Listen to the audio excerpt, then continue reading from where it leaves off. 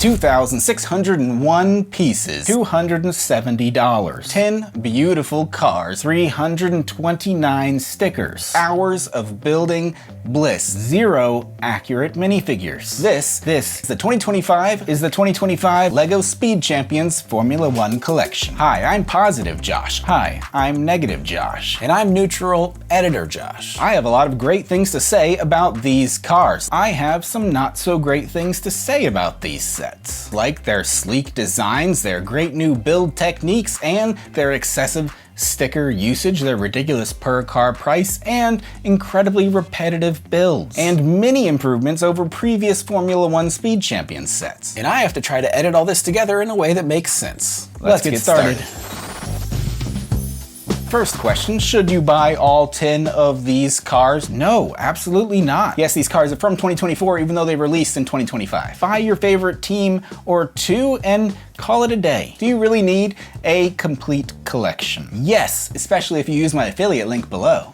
Is that positive or negative? The question is, who wants 10 of the same set? I certainly don't. I do when they're different. You don't need the same card 10 times. There are actually a lot of differences worth pointing out. That's almost $300. This is what we've been asking for. At least this is what I've been asking for. I think LEGO is spreading themselves a little too thin, and hopefully this may be the last time LEGO does something like this. We may not see another Formula 1 Speed Champions car for a long time. These 10 cars are great, but save your money for some of the other great new Formula 1 sets coming out in March as well. Leave a comment below if you agree with me. Here's the most exciting part. Here's the worst part. After you buy the entire collection, you buy the whole collection, now you get to build each and every one of them 10 times.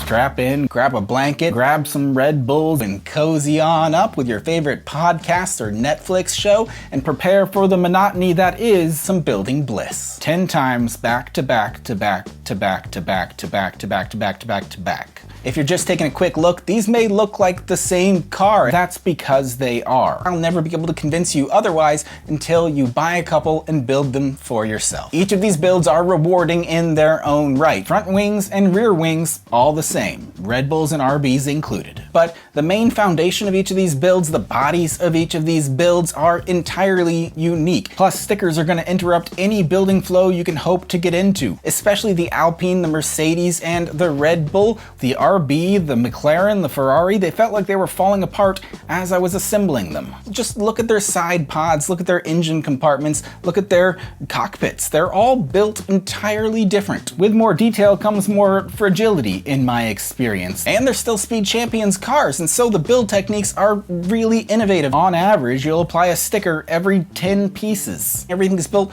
sideways and wrong ways up, and it's exciting when you get to the finished product 10 times in a row. Let me know if you agree in the comments below.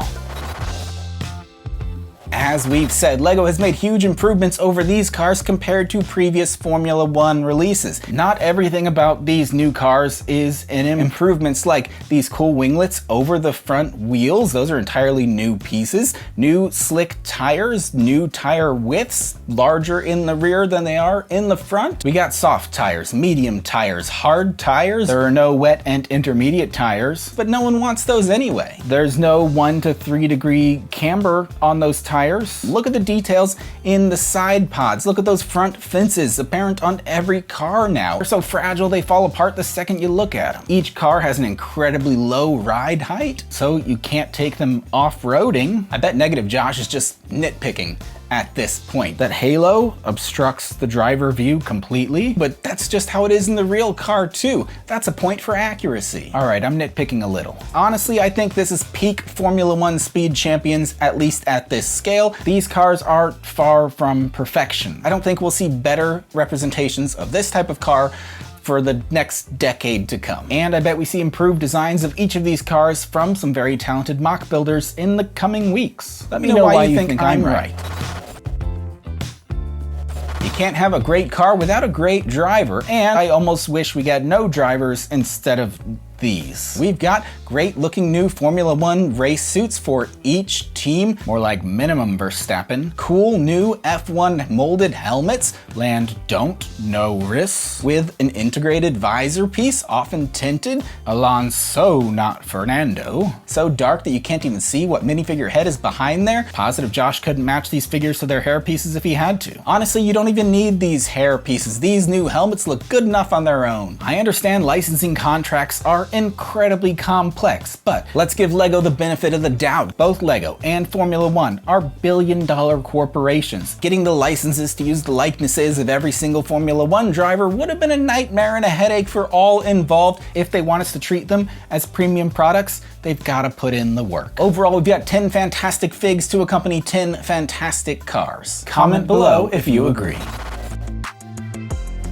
In conclusion, you should absolutely buy every one of these cars. You should absolutely only buy your favorite couple of cars. Each of these builds is repetitive and is better than the last, no matter what order you put them together in, and sticker riddled and repetitive. The completed cars are too detailed, too busy, and are as close to perfect as we could hope to get, and are absolutely not worth $27 a piece. The accompanying minifigures look fantastic and are insults to LEGO fans everywhere, and should be collectibles in their own right. And Negative Josh uses a lot of hyperbole. He said convincingly, let us know your overall thoughts in the comments. Final thoughts, Editor Josh? You both make my life a living hello. I've been Positive Josh. Goodbye, I've been Negative Josh. We'll see you next time.